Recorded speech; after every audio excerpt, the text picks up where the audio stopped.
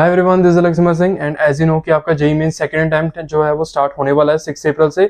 So now it's the time कि आप finally एक चेकलिस्ट तैयार करो जहां पर आप फाइनली उन टॉपिक्स के और उन चैप्टर्स के नाम लिखो जो कि जनवरी अटेम्प्ट के अंदर बहुत ज्यादा पूछे गए थे, और उन चैप्टर्स के ऊपर फाइनली एक टिक लगाते जाओ ताकि आपको ये आइडिया लग जाए कि कौन से चैप्टर्स जो कि इंपॉर्टेंट है और आपके स्ट्रॉन्ग है और कौन से चैप्टर्स जो कि आपके इंपॉर्टेंट हैं और आपके वीक हैं। इन चैप्टर्स और इन टॉपिक्स के बारे में आपको आइडिया लग जाए, और आज वही चेकलिस्ट में लेकर आया हूं। Today will discuss the complete analysis of JEE Mains January attempt and along with that I will give you a complete checklist of all those chapters and all those topics, उन chapters में से जो कि बहुत ज्यादा पूछे गए जनवरी attempt के अंदर। So keep watching.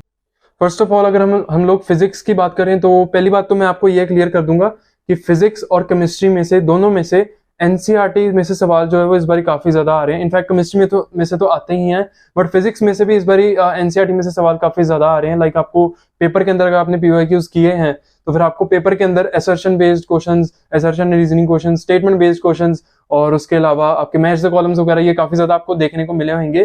तो you need to make sure कि आप लोग एनसीईआरटी जो है वो एक बारी फिजिक्स की डेफिनेटली गो थ्रू करके जाएं, उसको इग्नोर ना करें, बिकॉज एनटीए नोज की स्टूडेंट्स जनरली एनसीईआरटी को इग्नोर कर देते हैं। तो इस बारी वो एनसीईआरटी से काफी हद तक सवाल जो है वो पूछ रहे हैं, तो you must take care of that NCERT. तो अभी चैप्टर्स और टॉपिक्स के बारे में अगर मैं बात करूं तो सबसे इंपॉर्टेंट चैप्टर्स जिनमें से सवाल जो है वो जेईई मेंस जनवरी अटेम्प्ट के अंदर काफी ज्यादा पूछे गए हैं, तो उनमें से एक है आपका करंट इलेक्ट्रिसिटी। करंट इलेक्ट्रिसिटी में से आपका करंट डिवीजन रूल, इस पे काफी ज्यादा सवाल जो है वो आए हैं। आपको लाइक एक सर्किट दिया होगा और हर एक रजिस्टर में से वो लोग करंट निकालने को बोल देंगे। तो उसके अलावा इक्विवेलेंट रेजिस्टेंस, आपको एक सर्किट दिया होगा और उसकी इक्विवेलेंट रेजिस्टेंस निकालने को बोल देंगे। देन आपकी हीट प्रोड्यूस्ड, कि हर एक रजिस्टर में से हीट कितनी प्रोड्यूस हो रही है एंड ऑल दैट। देन आपके लास्ट में इंस्ट्रूमेंट्स वगैरह आ गए, जो आपका व्हीटस्टोन ब्रिज हो गया और साथ ही साथ आपका पोटेंशियोमीटर हो गया, इसमें से सवाल आ रहे हैं। देन आपके सेल्स, उसमें ईएमएफ निकालना, इंटरनल रेजिस्टेंस निकालना, सेल्स अगर पैरेलल में लगे हों या सीरीज में लगे हों तो उसको मैनिपुलेट कैसे करते हैं, वो सब के सब आपको पता होना चाहिए। देन अगर मैं कैपेसिटर्स की बात करूं तो उसमें से एक ही टाइप का सवाल ज्यादा आ रहा था, और वो यही था कि एक कैपेसिटर है, अगर उसमें डाइलेक्ट्रिक कांस्टेंट के वाला एक मटेरियल जो है वो इंसर्ट किया गया और एक टाइम पे नहीं इंसर्ट किया गया, तो रिजल्टेंट कैपेसिटेंस के ऊपर क्या फर्क पड़ेगा एंड ऑल दैट, ऐसे के सवाल मेजरली पूछे जा रहे थे। इसके अलावा अगर मैं न्यूटन लॉज ऑफ मोशन की बात करूं तो न्यूटन लॉज ऑफ मोशन में से फ्री बॉडी डायग्राम के ऊपर बहुत ज्यादा इस बारी डायरेक्ट सवाल देखने को मिले हैं। तो ये टॉपिक को आपको अच्छे से करके जाना है। फ्री बॉडी डायग्राम वैसे तो बेसिक है फिजिक्स का, अगर आपको ये आती है तो ही आपको फिजिक्स पता होगी, तो ये टॉपिक आपका बहुत ज्यादा स्ट्रॉन्ग होना चाहिए। देन इसके बाद अगर मैं वेव्स की बात करूं तो फिर वेव्स में से बेसिक जो आपकी वेव इक्वेशन हो गई और रिजल्टेंट एम्पलीट्यूड निकालना एंड ऑल दैट, ये बेसिक से ही सवाल आ रहे थे, तो ये आपको आने चाहिए। और इसके अलावा वेव एंड रे ऑप्टिक्स की बात करूं तो फिर आपका थ्योरी बेस्ड क्वेश्चंस काफी ज्यादा इसके ऊपर देखने को मिले थे, जो लास्ट में डिफरेंट टाइप्स ऑफ टेलीस्कोप्स होते हैं, और इसके अलावा वाईडीएससी की थ्योरी आ गई, और अलग अलग मतलब माइक्रोस्कोप जो है अलग अलग टाइप्स के, उसके ऊपर थ्योरी बेस्ड क्वेश्चंस ये थोड़े थोड़े पूछने को मिल रहे थे। तो अगेन अगर आप एनसीईआरटी रीड कर लोगे तो फिर आपके ये टॉपिक्स जो है वो डन हो जाएंगे थ्योरी में। और इसके अलावा आपके बेसिक जो फॉर्मूले हो गए, लेंस के फॉर्मूले, मिरर के फॉर्मूले बेसिक से, वो आपको आने चाहिए। देन वाईडीएससी के अंदर जितने भी फॉर्मूले हैं उनके बारे में आपको पता होना चाहिए। देन इसके बाद अगर मैं इलेक्ट्रोस्टैटिक्स की बात करूं, इलेक्ट्रोस्टैटिक्स से इस बारी बहुत सवाल आ रहे हैं, और 90% क्वेश्चन जो थे वो कूलम्स लॉ के ऊपर बेस्ड थे, और स्पेशली इस टॉपिक के ऊपर कि मान लो एक दो पार्टिकल्स हैं, उनके बीच में लेट्स से फोर्स पहले एफ है, अब उनको एक मटेरियल जिनका डाइलेक्ट्रिक कांस्टेंट जो है वो के है उसके अंदर प्लेस कर दिया गया है, तो अब उनके बीच में फोर्स कैसे होगी, इस टाइप के सवाल इस बारी काफी ज्यादा देखने को मिले हैं।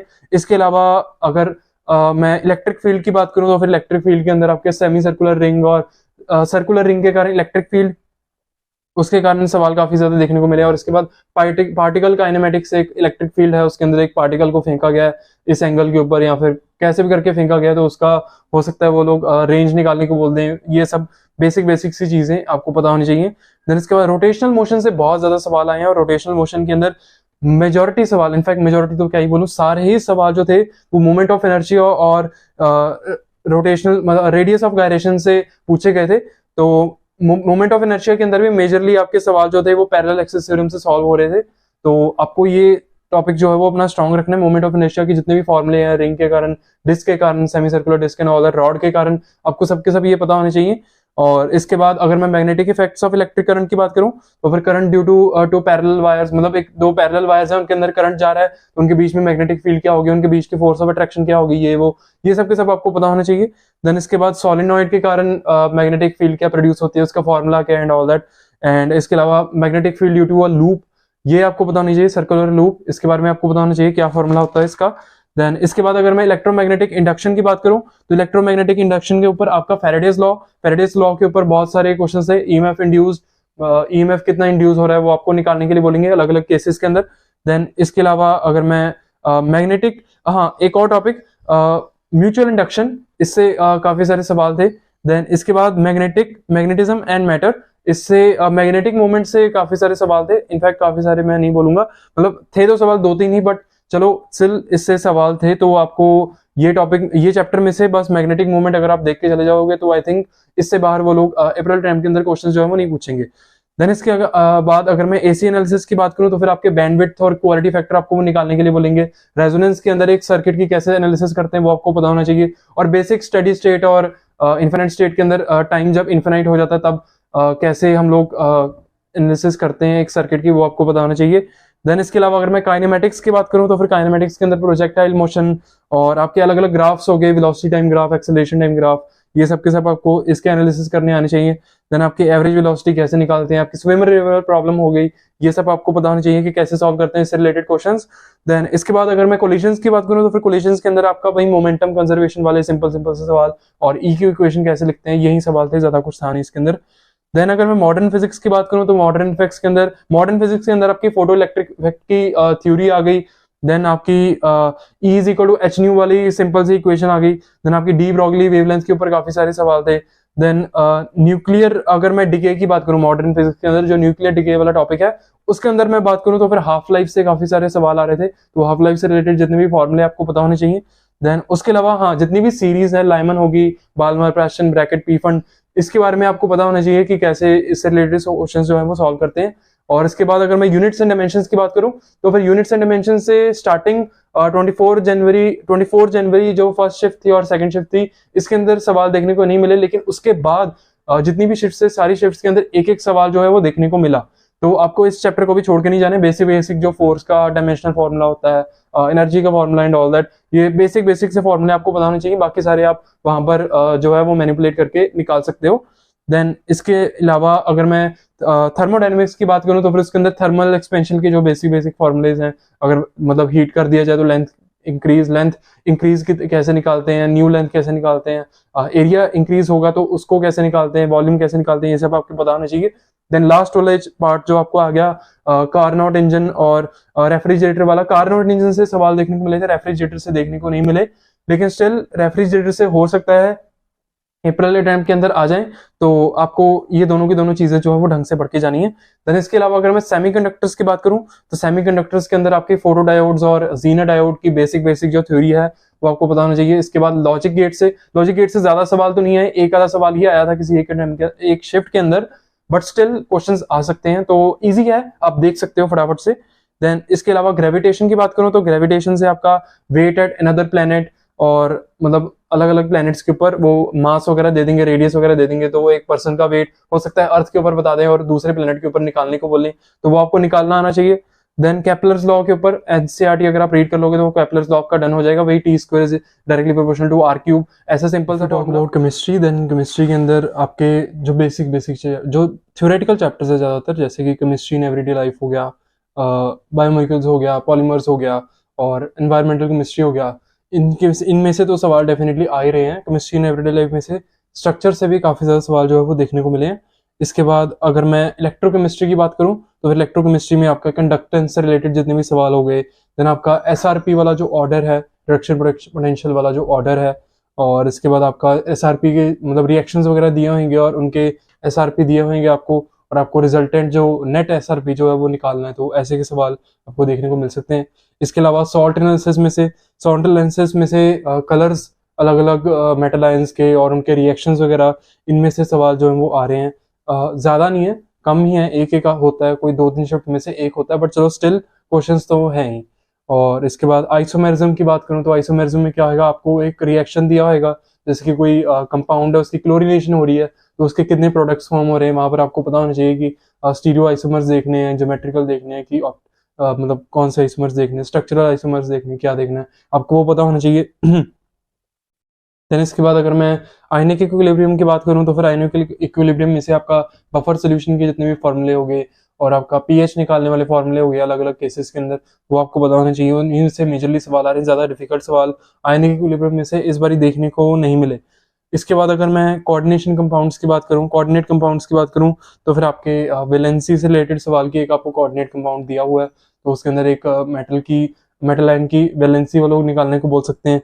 उसके बाद वो लोग मैग्नेटिक नेचर निकालने को बोल सकते हैं, ये कंपाउंड के अंदर वो मेटल जो है वो पैरामैग्नेटिक है या फिर डायमैग्नेटिक है, वो आपको निकालने को बोल सकते हैं। देन CFSC से सवाल आ रहे हैं, आपको पता होना चाहिए फॉर्मूलेस के।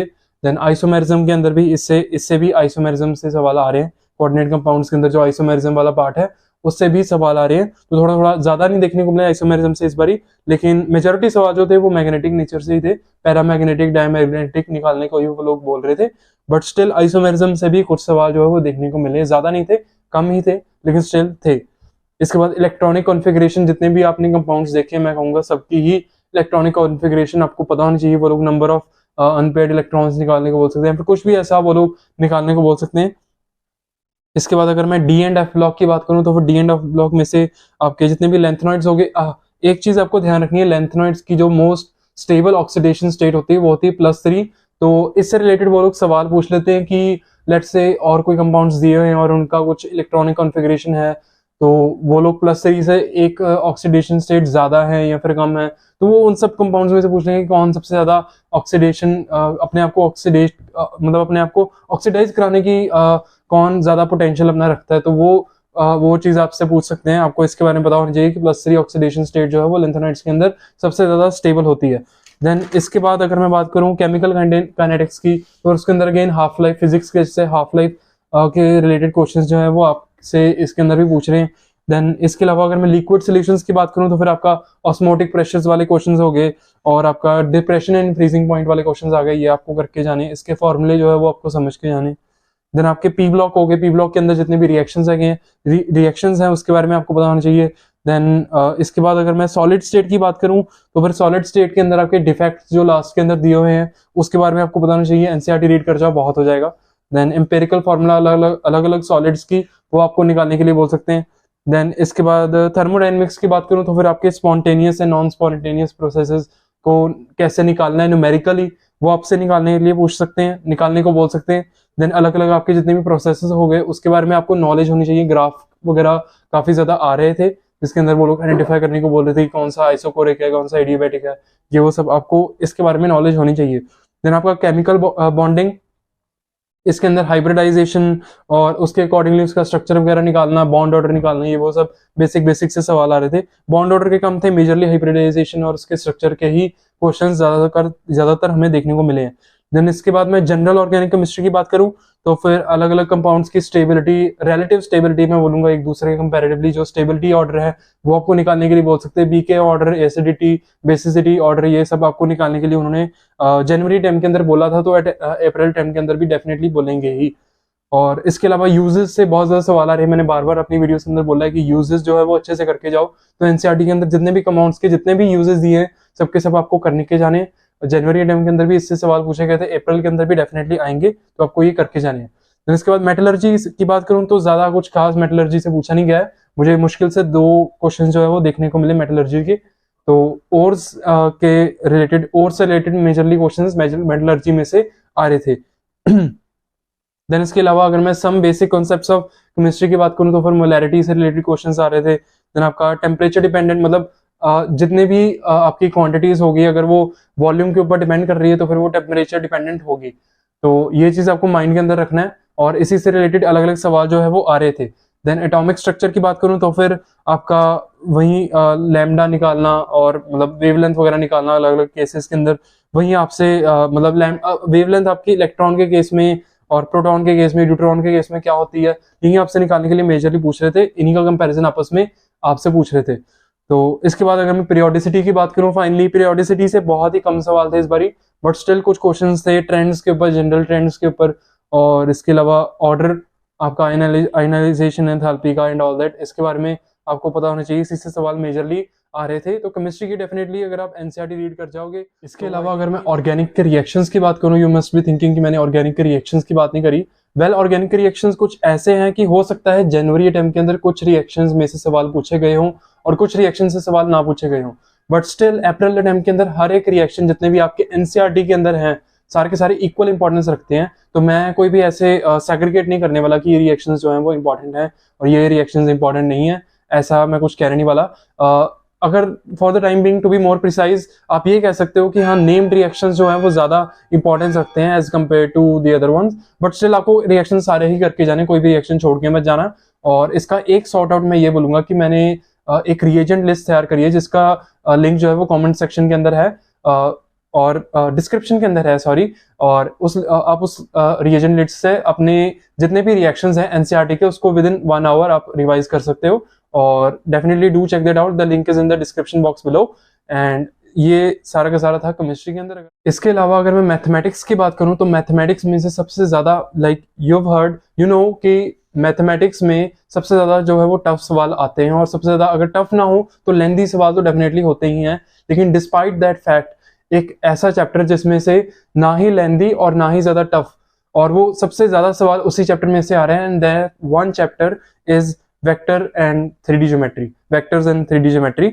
और इस चैप्टर में से बेसिकली आपको इक्वेशन ऑफ लाइंस के बारे में पता होना चाहिए और 2 लाइंस वो लोग दे देंगे, उसमें उसके बीच में जो शॉर्टेस्ट डिस्टेंस है वो निकालने को बोल देंगे। और उसके बाद आपको इक्वेशन ऑफ प्लेन्स के बारे में पता होना चाहिए, एक पॉइंट का एक प्लेन से डिस्टेंस निकालने को बोल देंगे। ऐसे क्वेश्चंस देखने को मिले हैं।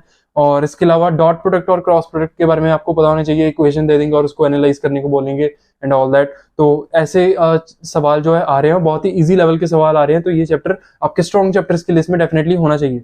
और इसके बाद अगर मैं कोऑर्डिनेट ज्योमेट्री की बात करूं तो कोऑर्डिनेट ज्योमेट्री और सर्कल्स डेफिनेटली इसके अंदर इंक्लूडेड है। तो इसमें से मेजरली सवाल जो थे वो लोकस बेस से आपको लेके एक कोई भी मतलब दे देंगे, कोई भी पॉइंट एक पैराबोला या हाइपरबोला के ऊपर दे देंगे और उसको बोलेंगे कि लोकस निकाल के दिखाओ। और इसके अलावा equation of tangent, equation of normal, इससे भी कुछ कुछ सवाल जो है वो देखने को मिले। मेजरली जो सवाल थे वो लोकस के ऊपर ही बेस है कि आपको फाइनली लोकस वो लोग निकालने को देंगे। और इसके बाद अगर मैं लिमिट्स की बात करूं तो infinite by infinite form, 0 by 0 form, 1 by infinite form, 1 by infinite form से बहुत सवाल इस बारी देखने को मिले हैं। तो आपको पता होना चाहिए कि इसके रिलेटेड क्वेश्चंस जो हैं उनको कैसे सॉल्व करना है। और इसके बाद इसके अलावा लिमिट्स जो है वो ग्राफिकल एनालिसिस के अंदर भी काफी ज्यादा यूज हुई है। तो आपको पता होना चाहिए कि कैसे लिमिट्स को ग्राफिकल एनालिसिस के अंदर यूज करना है, मतलब लिमिट्स और ग्राफिकल एनालिसिस के क्वेश्चंस को मिक्स करके आपको दिया गया है। तो आपको पता होना चाहिए कि आपको कैसे करना है।